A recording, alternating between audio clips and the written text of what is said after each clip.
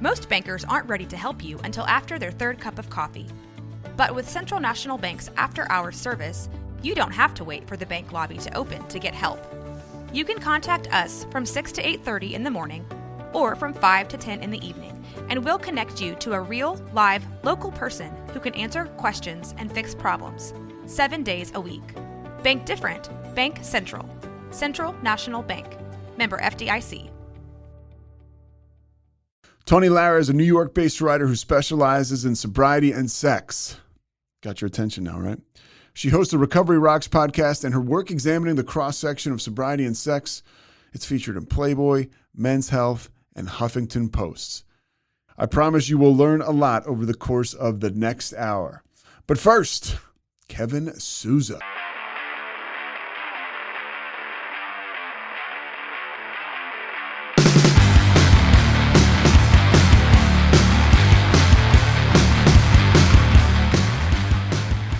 Hey. Hey, what's going on? Let me put in my ear pods. Do what you got to do. All right. Can you hear me okay? I hear you great. But first of all, thank you so much for taking the time. Yeah, definitely. It was so cool that you reached out.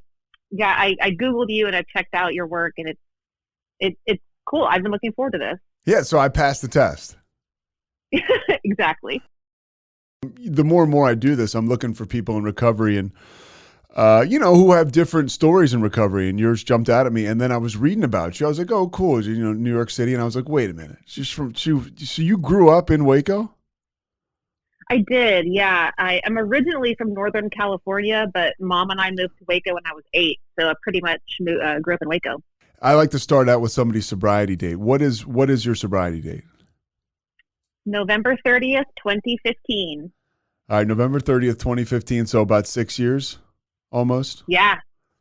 What was that last day like? What led you to, and I'm reading about you too, I thought it was pretty cool. You don't have that quote unquote dramatic bottom, which I think a lot of people think that they have to wait on. Yours was a little different.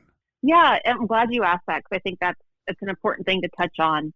I knew for years that I definitely drank too much, and I had moments that probably should have been like these big realization moments. But for me, it was, sitting in a pub in New York City after I had, I moved from Texas to New York, and sitting in a pub in New York, and I'm just with my friends, and I'm talking about how I don't have enough time to write.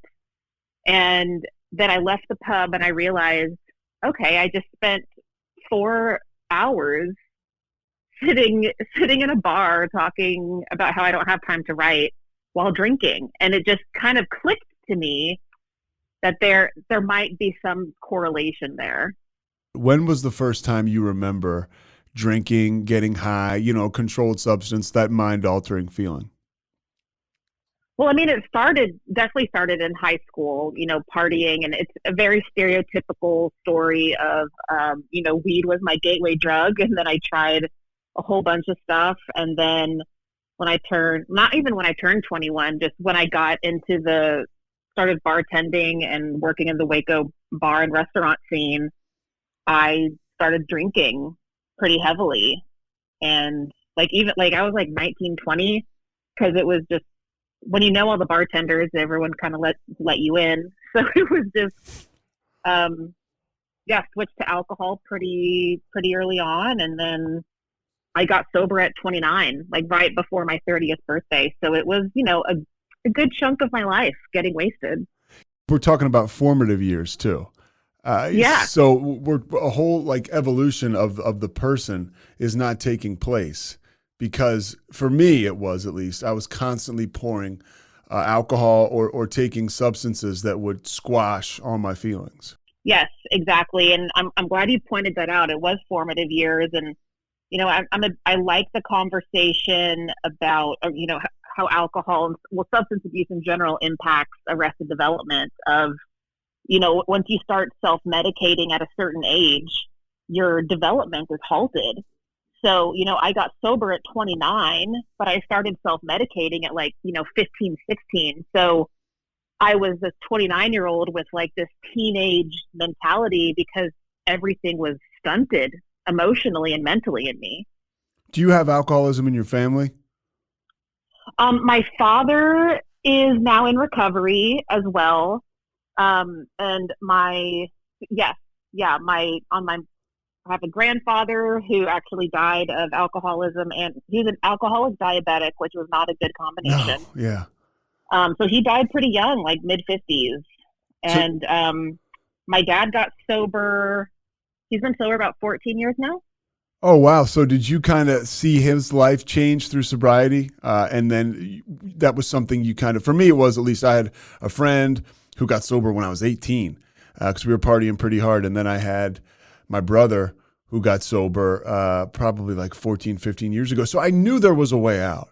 Did your father, did that plant the seed at all? It might have subliminally, but I honestly don't know the answer to that. He and I geographically were not very close. So like I grew up in Texas, like born in Northern California. Mom and I moved to Waco, but dad stayed in Northern California. So I would go visit him every year, but like it wasn't like an everyday thing. I wasn't a huge part of his sobriety, you know? Mm-hmm. You mentioned, I just kind of doing a little research on you and reading, you said there was trauma behind the drinking and drugs. And there was also, I mean, it sounds to me like, I think I had both. There were parts of trauma that I just stuffed away. And also it's in my blood. The alcoholism is in my blood. Describe to the person that doesn't know what it's like to have that double whammy. Yeah. I mean, I didn't have the self-awareness to correlate the two at the time. Looking back, I can see it's like textbook. Oh yeah, like something happened to her, so she started self-medicating and then didn't stop until like 14 years later. Like it's textbook, right? But at the time, I was just going through so much emotional turmoil that like drugs were presented to me in like this fun way.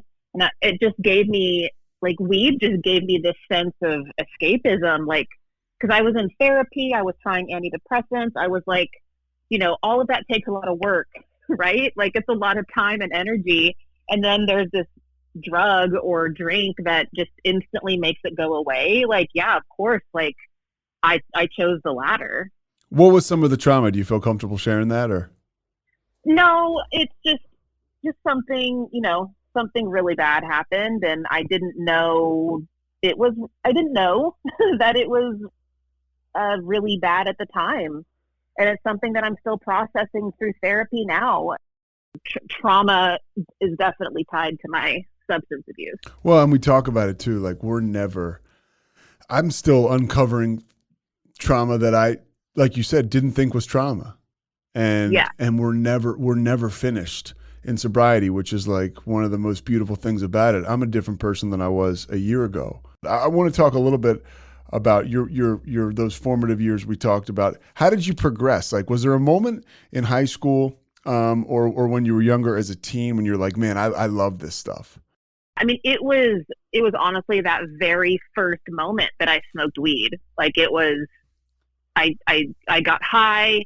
I instantly felt light and no longer, like I wasn't thinking about trauma. I wasn't thinking about family dynamics. I wasn't thinking about awkward teen years, even just like the normal puberty that's really hard to deal with, without all this other stuff.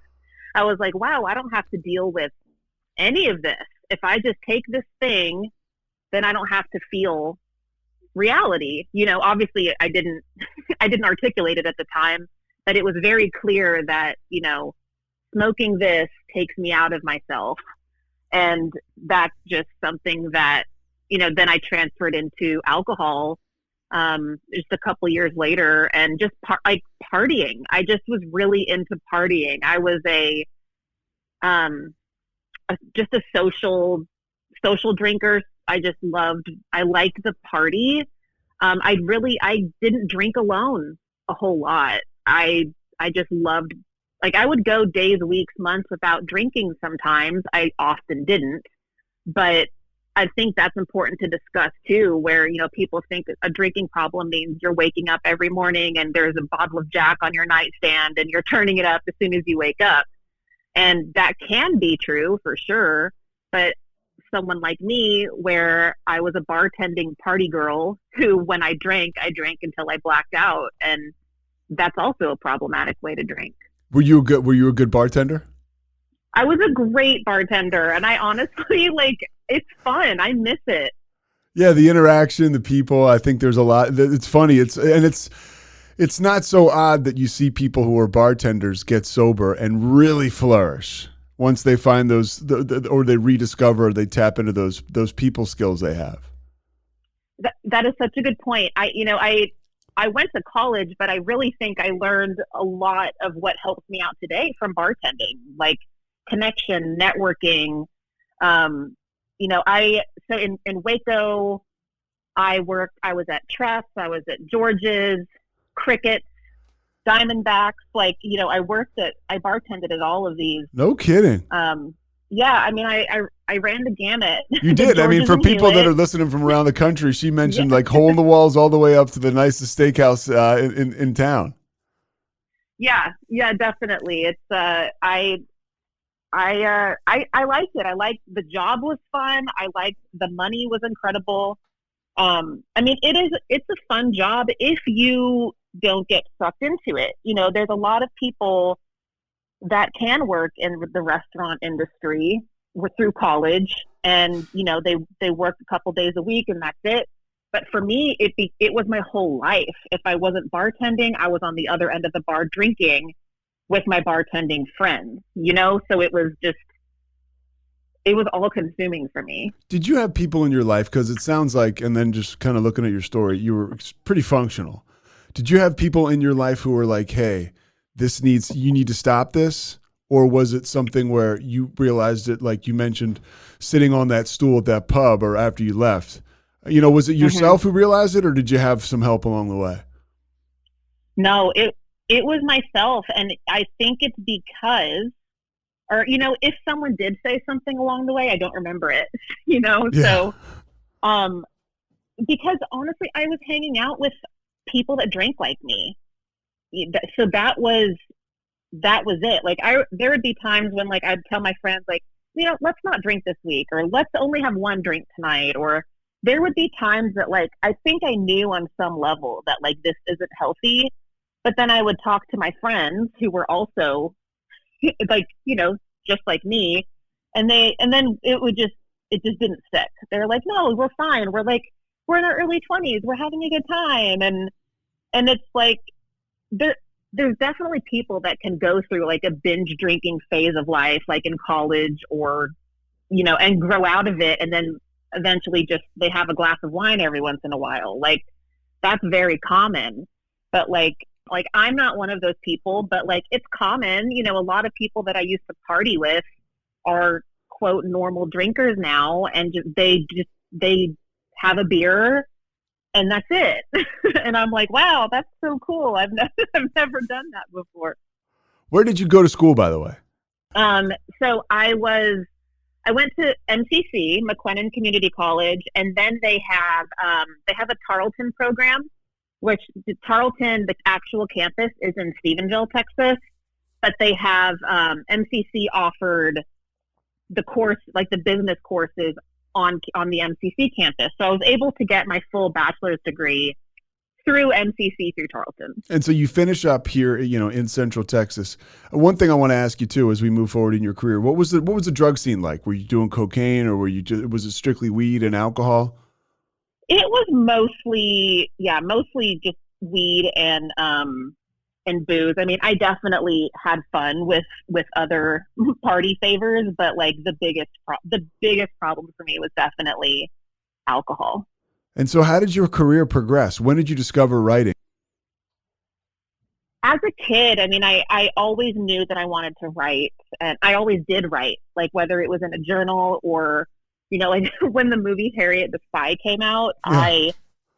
I was obsessed. Like I got a little yellow raincoat and I was like running around with a composition notebook, just like spying on people, like just thinking that I was inconspicuous, but I was very clearly like a weird girl in a yellow raincoat jotting everything down. But I just, at a young age, I knew that everything had a story behind it, and I was fascinated by it. Whether it was, I often tell my own story, but I'm also a journalist where I do enjoy telling the story of others. And that's always been something that's interested me. And, but then once it kind of stopped once I started using. I mean, I was writing at 14. I was writing for the Waco Trib had a teen section, and I was writing for that. I was writing very controversial feminist op-eds for the Waco Trib. Yeah, which is a big deal back then, and especially here. Yes, exactly. So in the year 2000, I was a freshman in high school writing about, gay marriage, legalizing marijuana, like from an articulate perspective. And I actually, I got hate mail. I still have it. I got hate mail from people. But and that was the moment that really taught me that words have power. And that just really stuck with me. And once then I got lost in the whole party scene, and eventually I became a Zumba instructor in Waco, which led to me getting my business degree. And I'm honestly really glad that I'm a writer with a business degree now, because there's such a large business component of being, a freelancer I'm running my own business essentially. Just to get the connective tissue down. So you're a Zumba instructor who starts their own business, and therefore you move towards getting a degree in business. Yes. Okay. Sorry. Yeah. So it's the same. Yeah. So Sure. kind of like being a freelance writer, I was a freelance, Zumba instructor where I would host classes, people would pay me, and then I managed the books from there. So that got me interested in the business world, business and marketing. And so, yeah. So once I finished college, I actually just got back into writing and eventually moved to New York, and here we are almost 6 years later. What was not so fast. What was your big break? What was your big, I want to get to, I love the progress. I like talking to you a lot. What was what was the break that took you from Waco, from Central Texas to New York City? After I graduated, I actually moved to the Woodlands for a year because I wanted to get out of Waco, but I didn't really know what the plan was. I just knew I wanted to get out of Waco and just explore other parts of the city. My mom is still there. I still love Waco, and but I had been there for 20 years. So I was like, okay, what's next? So I moved to the Woodlands, moved in with my aunt for a little bit. For people who don't know, describe the Woodlands. The Woodlands, yes. North Houston, very if you've seen the movie Pleasantville, I say it's like that, where it's very perfect. I don't know how else to describe it. Yeah, I think you did a good job. It's if you haven't seen Pleasantville, just Google it and you'll see an image and you'll know what I'm talking about. But so after that, I got a job in the Woodlands with Lululemon, and got really, I was already into the fitness world because I was a Zumba instructor. So then I got into yoga, and Lululemon is a really good company that gets you, they're very goal oriented. So, I was my boss was kind of like a life coach type relationship. And she, really helped me figure out my goals and what I want out of life. And I realized that I wanted to get back into writing, and that's what brought me to New York. How much was drinking a part of your writing? I talked to a guy a couple of weeks ago who writes for TV Guide, and we discussed that. I asked him, I said, you think about the historic, Hemingway, how alcohol was a big part of his writing, and some of the culture with the beatniks. Did you experience that at all? No, not at all, honestly, because my writing, when I was 14 writing for the Waco Trib, I was very coherent, not using any substances. And then from 14 to 29, I was really not writing at all. And that was peak drinking. So it's as soon as I got away from alcohol or at least started to cut back from drinking, that's when my writing really began to flourish. And so you're sitting on that bar stool, right? I mean, it's interesting. You talk to people who get sober. was there all like, we have these revelations as we evolve, even when, like looking back now, I'm talking to you, it's like, you know, you were 29 and to me, I'm sitting up over here in the cheap seats. It's like, okay, I want to be the 14-year-old Tawny, you know, right? Like I want that fire back. I used to do so much creative stuff as a kid. I would make up these fake magazines. I would sit in front of the TV and broadcast and tape it. I would make up, you know, news like VHS tapes. And, you know, none of that mattered once I started to drink. None of it. I relate to all of that completely. Like I said, being that, you know, young girl who wanted to be Harriet the Spy and writing for the Trib, like all of that went away. Like once I started self-medicating, all of it, like my grades dropped. Like I was a really good student. Then my grades dropped. I lost interest in pretty much anything that didn't have anything to do with partying. And, you know, it took me 10 years to get through college. Yeah, that sounds like the bartender. Yeah, the bartender. Yeah. Right, college student. I really extended the college life as long as I could. Well, a good place to extend the party is New York City. So you get a job there. Do you go there from Lululemon? Are you still working under the Lululemon corporate umbrella, or do you move there to freelance write or to write for a certain outlet? It was both. So I moved here knowing that I had the day job that, you know, it paid decently and it was good health insurance. So it carried me here. And I was just open to possibility. Like I didn't, I think about the move now and I'm like, would I still do this today? Like my hair was hot pink at the time. I buy a one-way ticket to New York City, with like my only plan was that I had been selected to attend a 2-week creative writing intensive at NYU. So that was my, like, I could have just gone to New York for 2 weeks to take this class, right?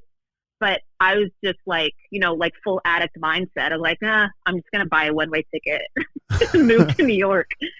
So like my first 2 weeks, like I know that I'm going to be going to NYU and I am living in a dorm. Like that's it. I don't know anybody in New York City. I have zero plans, and but I'm going to make it work. Did alcohol help you make it work? It's interesting. Like once I got away from the party scene, I noticed that I drank less. Like once I stopped bartending, I was going out for drinks with these new friends from NYU, and, you know, we would have, you know, a drink or two after class, and everyone would go home and work on their homework because it was an intensive. Like it was, you know, every single day for 14 days. It was a lot. So I was the weirdo that wanted to drink more. And so that kind of put a spotlight for me of like, you know, we're going out on a Tuesday after class to just kind of unwind and decompress. And I go to the bar and like buy a round of shots, and people are like, what are you doing? Like, why? And I was like, oh, they don't drink like this. So like that was like a really big red flag for me. So one of the things that's super interesting about you, when I look at your bio, it says sex, sobriety, rock and roll. Sex is first, Tawny. That's the biggest fear. When I talk to other guys who are getting sober, where do we start when we're talking about this? Like sex and relationships. I mean, you mentioned kind of the shutting down of the evolution. When you're 14, you start to drink. I mean, did you ever even develop the skills to have a relationship? Probably not. No, I had a really,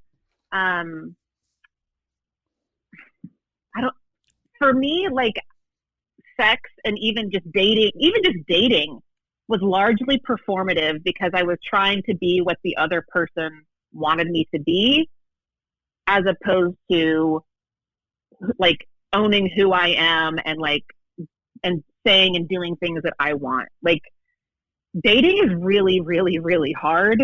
Yeah. Sex is complicated. Like all of that is really challenging. And then you throw sobriety or alcoholism or addiction or, you know, substance abuse. You throw any of that in the mix and it's even harder. So it's like, that's why this is one of my favorite topics, because when I got sober, there was like really no guidebook of like how to navigate sex and dating. So like that's really my target audience is like 30-year-old me who's like, what advice did I need at the time, you know? And so how did you find your way? I mean, for me, it was a 12-step program. Generally, was it talking to other women in sobriety, talking to other dudes? I mean, part of your story is did you discover your bisexuality before you stopped drinking or after? Yeah. So on the bi note, I've always been attracted to and dated men and women. Like it's always been me. I have 2 queer family members. So it's been I grew up knowing that it's okay. Like I didn't have any shame about it. Why I tie my bisexuality to my sobriety is that I didn't think I was, quote, bisexual enough because all of my long-term relationships were with men. So I was like, oh, well, if you were really bisexual, then you would have had more relationships with women. So there's a lot of internalized biphobia that I didn't really get to unpack until I got sober. So that's where that connection comes from. And then, so my program was honestly therapy, yoga, meditation, and something that I would not recommend to anybody was I started a blog the day I quit drinking and documented everything on it. So, yeah. So writing, but like I look back at like those early posts and I'm cringing. Yeah. But I also love that I have that documented in a way, you know? It's funny. I mean, I know that it's that expression. For me, it was, it was a 12-step program, but it's also just really talking to other people in recovery or honestly, other people about recovery is also really helpful for me. People who are curious about it. And sounds like kind of what you did with that blog. And it is dangerous, right? When you first get sober, you can be unfiltered. And there's a reason why some people, recommend, hey, you may not want to date for a little bit. You just need a little time to kind of get everything together. Absolutely. And I've definitely been to AA meetings, and I am so glad that it's an option. It didn't click for me, but I will say I met my partner in an AA meeting, so I definitely got what I needed out of it. It is funny because I talk about this with other people that are sober. There's just more than one way, for pardon the term, but to skin a cat. I mean, there's so many different ways to do this. And somebody like you is extremely attractive because it's very obvious you're living a full life. Sometimes in the program we'll say, you're wearing life like a loose shirt. How did you find that? Well, I will say, and this kind of plugs back into the sex and dating as well, is that it takes a significant amount of confidence to get sober, or even to just question your relationship and, step back, drink less. Like that takes a lot of confidence. We'll get back to this conversation in a second, but right now, a word from our sponsors. Did you know you could be putting oil and chemicals in your coffee? I love coffee creamer, but I don't think I've ever turned the bottle around to actually see what's inside. When I did, I found out many of my favorite creamers contain ingredients I would never intentionally add to my coffee cup, like canola oil, dipotassium phosphate, and artificial flavors. Laird Superfood all started when big wave surfer Laird Hamilton needed morning fuel that could allow him to spend the entire day chasing the ultimate wave. He couldn't find anything in the market that met his ingredient standards, so made himself the ultimate plant-based creamer. Laird Superfood started and launched its first product, Original Superfood Creamer, in 2015. Laird Superfoods contain no artificial flavors, colors, or additives, and no sugars from highly refined corn syrup. All Laird products are sustainably sourced and thoroughly tested to ensure that you're incorporating the cleanest, finest fuel into your routine. All Laird products are also made of all-natural whole food ingredients, and they are crafted from the highest quality all-natural real food ingredients. Are you ready to feel more energized, focused, and supported? Go to lairdsuperfood.com and add nourishing plant-based foods to fuel you from sunrise to sunset. Use our promo code BOO at checkout to save 15% off your purchase today. I'm your puzzle-loving pal, and I'm going to tell you about my latest obsession, Wongo puzzles. These things are the real deal, folks. They're high quality, handcrafted, and perfect for anyone who loves a good challenge, but doesn't want to dedicate their entire kitchen table to puzzles for a week. Trust me, I've been there. I might still be there. But I got one of these actually for Christmas. I loved it. I did it, and I was so proud of myself. And they have all these cool designs, and you need to go to wongopuzzles.com and use our discount, BHH. You get 10% off. And I really want to know, if you'll order one of these puzzles, what'd you think about it? Because it's so fun, and I need to order like 5. Hi, everybody. This is Pete Souza. I love smoothies, but I don't love smoothie bar prices. With my BlendJet 2 portable blender, I can make smoothie bar quality beverages for a fraction of the price. BlendJet 2 is portable, so you can blend up a smoothie at work, a protein shake at the gym, or even a margarita at the beach. It's small enough to fit in a cup holder, but powerful enough to blast through tough ingredients like ice and frozen fruit with ease. BlendJet 2 is whisper quiet, so you can make your morning smoothie without waking up the whole house. It lasts for 15-plus blends and recharges quickly with a USB-C. Best of all, BlendJet 2 cleans itself. Just blend water with a drop of soap, and you're good to go. With over 30-plus colors and patterns to choose from, there's a BlendJet 2 to complement just about any style. I like the urban camo print myself. So what are you waiting for? Go to blendjet.com and grab yours today. And be sure to use the promo code PETE12. That way you'll get 12% off your order and free 2-day shipping. No other portable blender on the market comes close to the quality, power, and innovation of the BlendJet 2. They guarantee you'll love it or your money back. Blend anytime, anywhere with the BlendJet 2 portable blender. Go to blendjet.com and use the code PETE12. Remember, you get 12% off your order and free 2-day shipping. Shop today and get the best deal ever. Cure hydration. If you are obsessed with your hydration like I am, this may be something good for you. This is something that is so easy. Forget about the Gatorade. That just dehydrates you even more. And if you don't like the taste of coconut water, try Cure Hydration. You can go to my offer link. It is zen.ai/BHH20. This is vegan, it's no added sugars. It's just a little packet you could put in your water. Or if you're really smart during happy hour, you could put it into your Tito's. It is just as effective as an IV drip. And if you do not like the taste of water, it's not as boring as water, not as sugary as the sports drink. And if you're an athlete, it'll give you the best performance. Or if you just get brain fog or headaches because you do not stay hydrated. Brain frog? Brain fog. The solution is Cure Hydration. So go to that link, enter the code. You can go to my offer link. It is zen.ai/BHH20. Cure Hydration. So I always tell people that when people are like, how am I going to go on a date sober? How am I going to have sober sex for the first time? I tell people, like, channel that confidence that you had the moment you decided to stop drinking, and that you have every single day to stay sober. Because, like, society has us taught that we need this liquid courage to, like, let loose in the bedroom or get rid of those first date jitters. And that's not the case. Like, we have that within us. We just have to tap into it. It's such a lie. I try to tell people that alcohol and drugs were the biggest liars in my life. I was convinced that I needed them, whether it was something subtle, like if I was going to talk in front of people, I need a couple of drinks or to go on a date.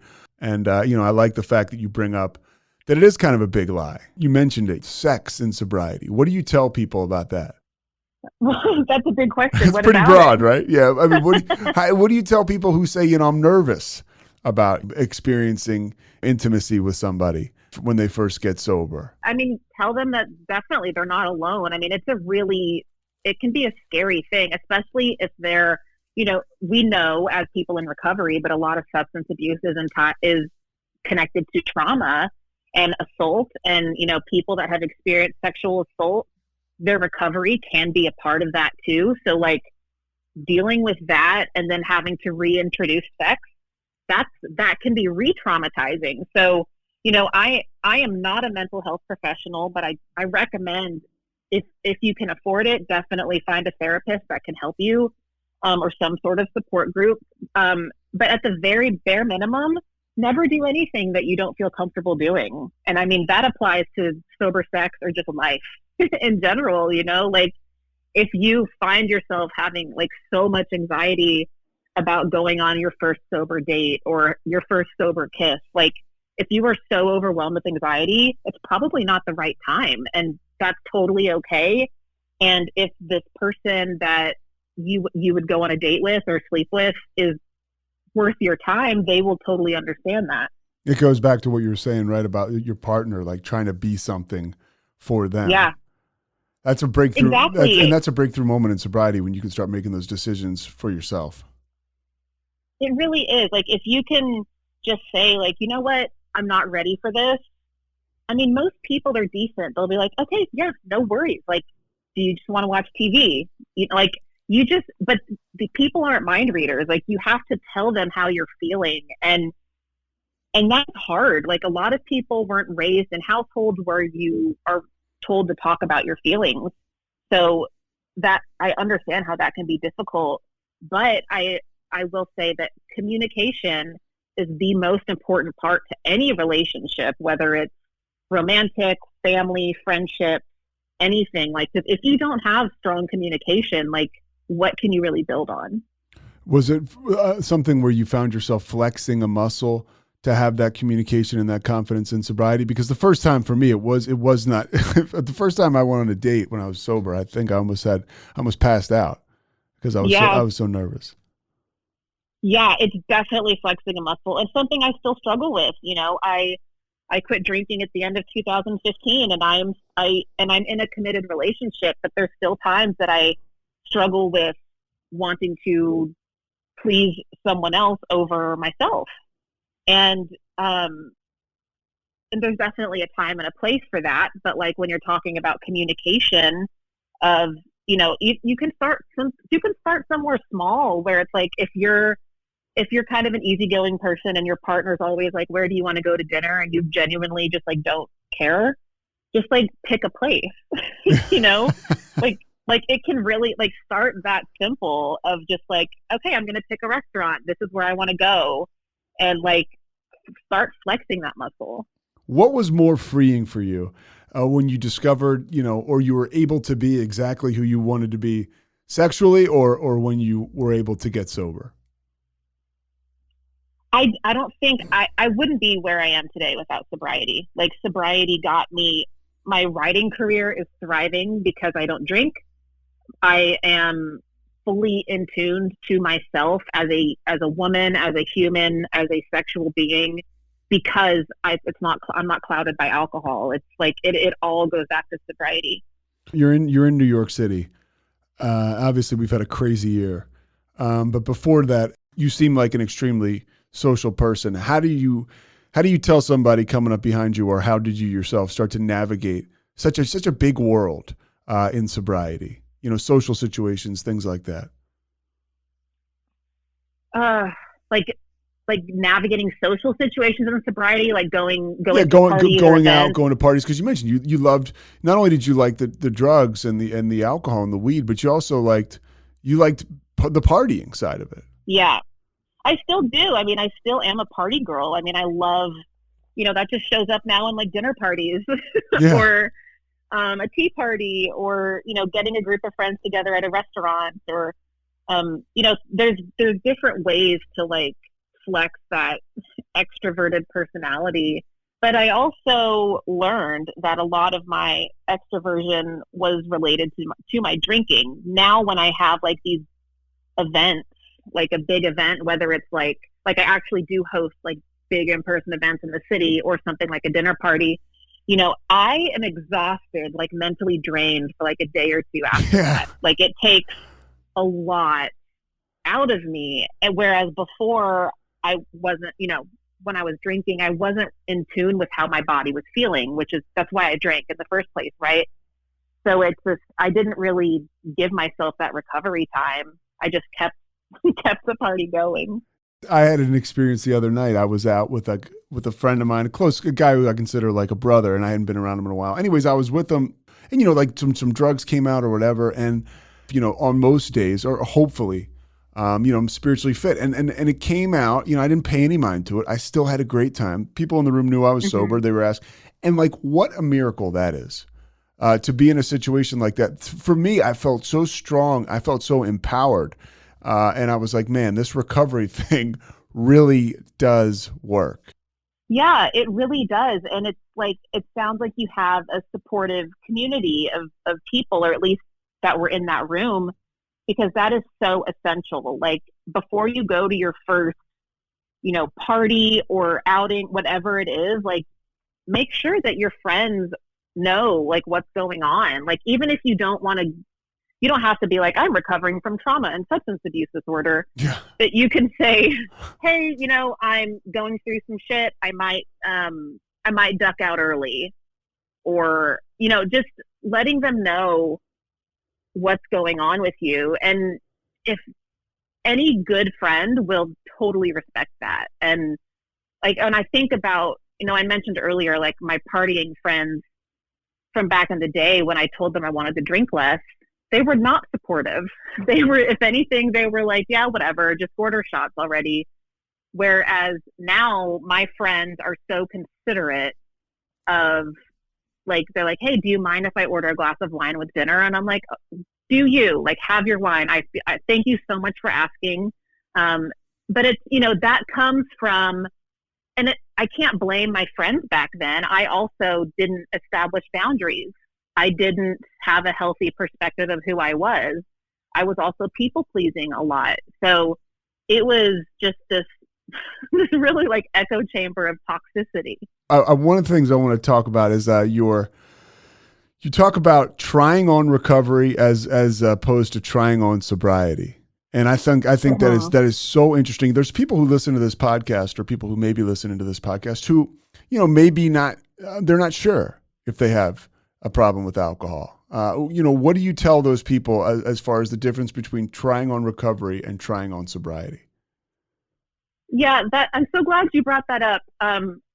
It really, that article came out of, like, a pet peeve of seeing people doing, like, a dry January or a Whole 30 or, some sort of drinking challenge. And then they celebrate on social media by posting pictures of a mimosa. Yeah. And it's like, okay, like, what are you doing? So I think that anyone that doesn't have addiction or substance abuse disorder or alcohol use disorder, any quote normal drinker cannot drink for 30 days, 60 days, a year, whatever. Like, I think anybody can do that. And that's, like, pretty easy. And I say easy because, like, as opposed to, like, someone with actual substance abuse disorder who needs help. Yeah. That's what I mean by saying easy. But recovery, that is not easy. So when I say trying on sobriety instead of recovery, I mean, like, don't just not drink for 30 days, or don't trying trying on recovery instead of trying on. What is the one you want to do? Trying on recovery, right? Yeah, I mean, okay. I would recommend trying that, where, for example, trying on sobriety would mean not drinking for 30 days. Mm-hmm. Whereas trying on recovery would mean maybe you're going to a support group. Maybe you're talking to your therapist about your relationship with alcohol. Maybe you're journaling about, like, every time you want a drink, maybe you're journaling about that feeling that is prompting you to want to drink. Like, that's what I mean by sobriety versus recovery. Like, anyone can just not drink versus actually doing the work. Like, then why are you trying out? Why are you not drinking for 30 days? Yeah, why are you stopping? Yeah. Like, what is the point? Is it just like a social media challenge you're doing? Or is it, like, something that you really want to learn about yourself? Like, and so the reason that it's such a pet peeve of mine is because, as you know, so many of us, like, it's not a trend. It's not like oh yeah, cool, my 6 years is up, I'm going to start drinking again. It's like, it's not, there's no expiration date on our sobriety. Like, this is our life. So to see people that are like, when I tell someone I'm sober and they're like, oh yeah, I did dry January. I'm like, okay. Like, what? So how do you respond to that? Kind of, that's how you respond. I just nod my head, Yeah. and internally I'm exploding because I hate it so much. What's the biggest myth about sex in sobriety? That it's boring. The people think that, I think that's just the biggest myth about sobriety in general. People think it's boring. I did. I was like, if I stop drinking, what am I going to do? Am I just going to have to like start quilting all the time and just like sitting at home and like read books all day and just like, who am I going to hang out with? How could I even date or have sex? Like, I just had, alcohol was just so tied to every part of my existence that I couldn't imagine doing anything without it. And so, yeah, sobriety is not boring. If anything, I think like getting wasted all the time is boring because it's just the same thing over and over. Yeah, I mean, I think that there's nothing like when you find that, you find that gear where you really are comfortable in your own skin, and it's transitioning into your sex life and into everything else, and it's like, wow. Exactly. It's like figuring out who you are without this substance, and that shows up in every aspect of our lives, but especially to answer your question, sexually. Like, sobriety doesn't make sex boring. If anything, it can make it even more special because you're fully present and you know what you want and you ask for what you want. And, like, it's, whereas for me, like I was saying before, I was just trying to please other people. I didn't really care much about what I wanted. But sobriety just kind of, like I said, gave me that confidence to get to know myself. What's your favorite topic when it comes to sobriety and sexuality? That's a good question.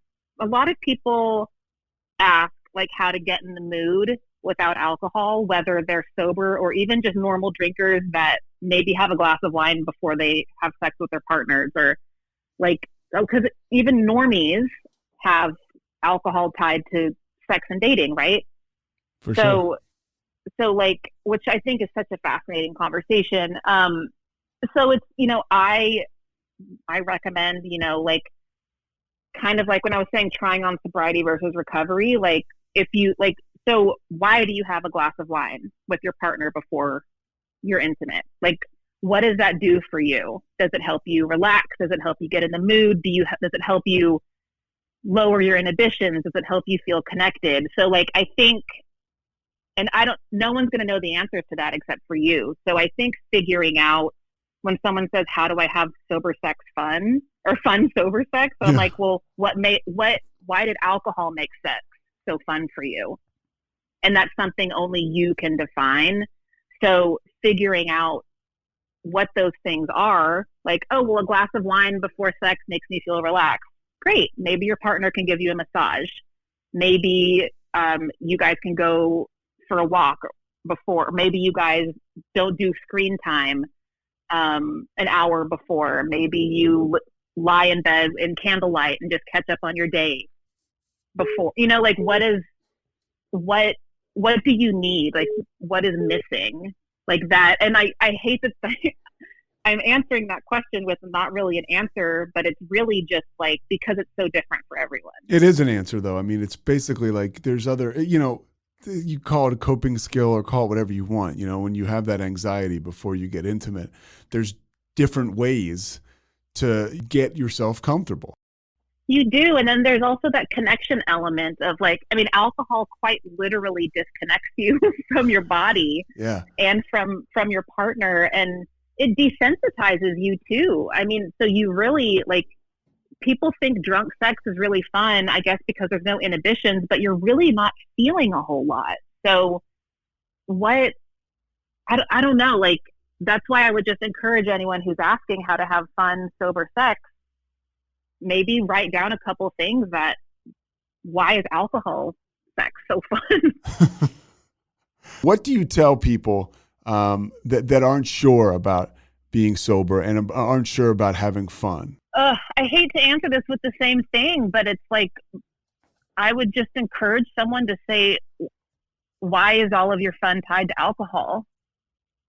Like, why? Like, what is so great that, what happened when you were drinking that was so great?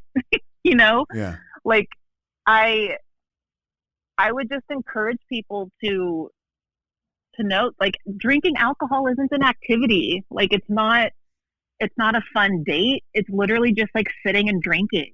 Like, it's not a creative date. It's not a fun, like, hey, let's catch up over drinks. It's like, that could easily be tea. That could easily be coffee. I hate how society has done this to us. You know, like, they make it such a normal thing to catch up over drinks, and to where, like, if you stop drinking alcohol, you have to explain it to people. Like, that's crazy. Yeah, it totally is. And That's it's so like, true. so, like, that is so messed up. Like, if someone were to say, hey, I think I'm going to stop doing Coke, nobody would question that. But if you tell your partner or your best friend, like, hey, you know what? I don't want to drink anymore. They'd say, why? And it totally can turn the relationship on its side, which is scary. Absolutely. It really changes everything.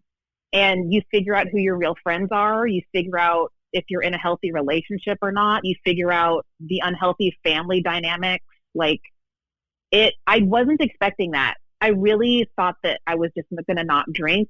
I didn't think that it was going to have this ripple effect into every aspect of my life.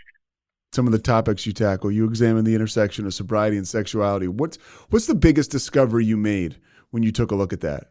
I think the liquid courage I think that is a topic that I'm kind of obsessed with right now, whether it's, you know, liquid courage to get rid of first date jitters, or to feel confident enough to ask, you know, to try something new in the bedroom. Like, alcohol is just so tied to that. Like, even on really progressive shows like Sex and the City, you know, like Carrie Bradshaw, like the famous sex writer, if she has to get drunk before she talks about sex with her partner, then, like, what are us normal people supposed to do? You know, like I look at how it's represented, and I think it's getting better, but it's just so ingrained in everything that we do. And the fact that the fact that, like, the sober sex conversation is so scary and overwhelming, that honestly makes me sad, because it shouldn't be, you know, like, I wish that there were more tools or guidebooks or, you know, anything like that, which is, you know, essentially where my work is. But I'm just glad we're in a place, society is in a place where these conversations are okay to have publicly, and there's I feel like the taboo and the shame is starting to shed. Yeah, I love you breaking the stigma, and I love the fact that you're one of those people out there that folks can turn to. What moved you to take on this role? I mean, to write about this stuff. You mentioned when you were a kid, you were writing, you know, opinion pieces or a teen section of the Waco Tribune, and you were tackling gay marriage then in 2000. This is not the easiest thing to write about all the time either. What moved you to take this on?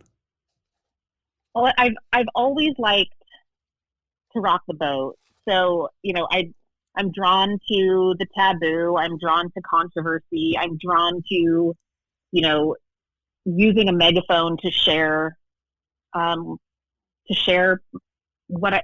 conversations and thoughts, and for good, you know, like, as a resource, as a way to help and shine a light. And like I said, when I got sober, I was so overwhelmed by, like, sober sex and dating, and there wasn't a whole lot of resources out there other than talking to people, you know, like, that's always, like, the best resource is talking to other people that are sober. But you really got to look for it, Tawny. That's the one thing. Like that's why I do this podcast, and that's why I think, you know, what you've been doing for so long is so cool. Is, like, you know, it's out there. You're putting it out there. A lot of times, and I think it's great, right? We all have our own methods of staying sober and really becoming reinvigorated through recovery, but you have to go to a meeting. You have to go looking for it. I mean, it's pretty cool to be scrolling through your social media feed and to see this writer talking about sex, sobriety, and rock and roll. I mean, that's new. Yeah, and hopefully people like it because it's, and I think, you know, I get messages all the time from people saying that, like, thank you for writing about this, thank you for talking about this. Because like you said, it is hard to find that. Like, even if you are close to someone, or even like maybe you don't feel comfortable talking to your sponsor about sex.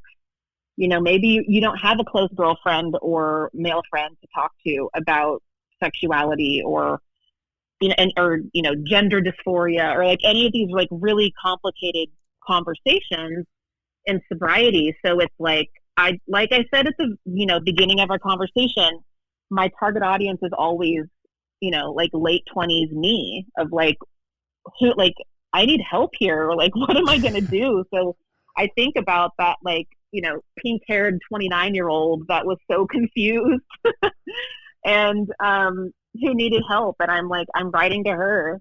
Yeah, because it's not that popular to be growing up, or like feel like a teenager when you're in your 30s. Nobody wants to. No. People don't love talking about that. No, it's a very, very, it's an awkward subject. It's just, I mean, sex in general can be an awkward conversation, and then you throw sobriety in the mix. Like, when I meet someone and I tell them that meet another writer, and they're like, oh, like, what's your beat? And I'm like, oh, I write about sober sex. They're like, huh. Like, like, they're taken back. Like, if I were to just say, like, I write about recovery or I write about sex, it would be like, oh, cool. But then they're like, oh, I've never thought about that. And so I'm like, if I'm in New York City, like, in like this, like, progressive community, and no one's thought about that, then really no one's having this conversation. What's it like for you, somebody from Waco, from Central Texas, to be in New York and to see your stuff in Playboy, in Men's Health, in Huffington Post? What is that? I mean, is that a moment where you kind of have to pinch yourself? Oh my gosh, 100%. Like, I always have those moments of like, wow, like, I see my name on the byline, and I have my paycheck from that Playboy piece. I have that hanging up above my desk, and I look at that, every day when I'm writing, and I'm like, you got published in Playboy. Never forget that. Like, one of the top sex magazines in history published your work. Like, because, at being a writer or a creative in general, there's a lot of imposter syndrome that comes with it. So I look at that and I'm like, okay, Playboy published you. Maybe you're a decent writer. Like, you can do this, And what you're describing to me there is a different coping skill of, rather than reaching for a drink, you look at that check and you're like, oh yeah, that's right. And then you continue to look at that check instead of thinking about, getting messed up. Exactly. It's, I have like that check serves as a reminder. I have little like sticky notes on my desk that just remind me of like, I guess like affirmations or whatever, just whatever you got to do to take it one day at a time. It's really hard. Sobriety is really hard, and, never take it for granted, and do what you can do to make it easier on yourself. Anything else you want to share with people about what you've learned in your journey, or what you're living now that can help them? Yeah, well, I would tell people that just when it comes to sober sex, I think people know how they feel about certain things. So like, I would just encourage people to lean into that, where it's like, how do I tell, like, I want to embrace my kinky side, but I don't know how. It's like, in your head, there's something you've always wanted to do. Like, everyone has that thing. And like, know that as long as it's between consenting adults and no one gets hurt, like, that's okay. Like, like, let yourself explore that. And, or even if it's, like, I want to go on a date, but I don't know how, like, just remember, like, you have to be yourself, and you have to communicate how you feel in order for it to be a solid foundation. And I just remember there's one more thing I wanted to ask you about, and this is a crazy topic. We're not going to have enough time to tackle it in full, but codependency. How do you see that playing out in the bedroom, in relationships, when people first get sober? Oh, 100%. Like I've mentioned, trying to please other people instead of myself. Like, it could be something as simple as, like not stating where I want to eat for dinner because I want the other person to be happy and not I don't want to upset them, or doing something in bed that I'm not necessarily comfortable with, but I know that my partner likes it. Like those are just two examples of codependency. Like you said, we could do a whole other episode on that, but asking for a friend, what's the number one what's the number one thing people can do to break free from that codependency in sobriety, in sober dating and sober sex? I mean, it has to be like self-awareness and communication, and you have to have the confidence and self-awareness to know what you have to have the self-awareness to know like what you want sexually or out of life in general. And then you have to have like that self-awareness to like be okay with it. And then you have to have communication to ask for it or state it or to demand it, like I think those three all work together to help you get through codependency. And that's a whole other form of recovery, like once you stop drinking, you learn, oh yeah, I have an issue with this. And yeah, I definitely have an unhealthy relationship with that. So there's all sorts of unhealthy relationships that we have. Like, I think getting sober is kind of the first layer of the onion, but there's podcasts about codependency. There's books about codependency, CODA meetings, like Al-Anon is great. Like there's tons of great resources out there. Well, you're a great resource. By the way, folks, it doesn't have to end here. The Recovery Rocks podcast, you can listen to that. It's on. You guys are on all platforms, and your work is everywhere. Yeah, I mentioned Playboy, Men's Health, and Huffington Post. Where else can people see you online and stuff? If I'm leaving anything out. Yeah, no, that's it. Recovery Rocks is where we talk about recovery and rock and roll, and my social media, Tawny M. Lara, and TawnyLara.com is, my website. For folks, TAWNYLARA. Yes. Yeah, TAWNYLARA. You can, find me on all the social medias and reach out if you have any questions or anything. Yeah, Tawny, you're awesome. And I reached out to you and you got right back to me, and hopefully we can help some people out with this this hour. And I know you got a call coming up, but I want to say thank you so much for taking the time. Thank you. This is great. Yeah, you got it. All right, and this will be up this Thursday. Awesome. Thank you so much. Yeah, just send me the link and I'll share it. You're awesome, Tawny. Thanks so much for what you're doing. Thanks so much for listening to The Payoff with Pete. Once again, I'm Pete Souza. And of course, we are part of the Rogue Media Network. All kinds of good podcasts you can find at roguemedianetwork.com. And of course, you can find this podcast and all those other ones wherever you get your podcasts, iTunes, Spotify, other spots like that.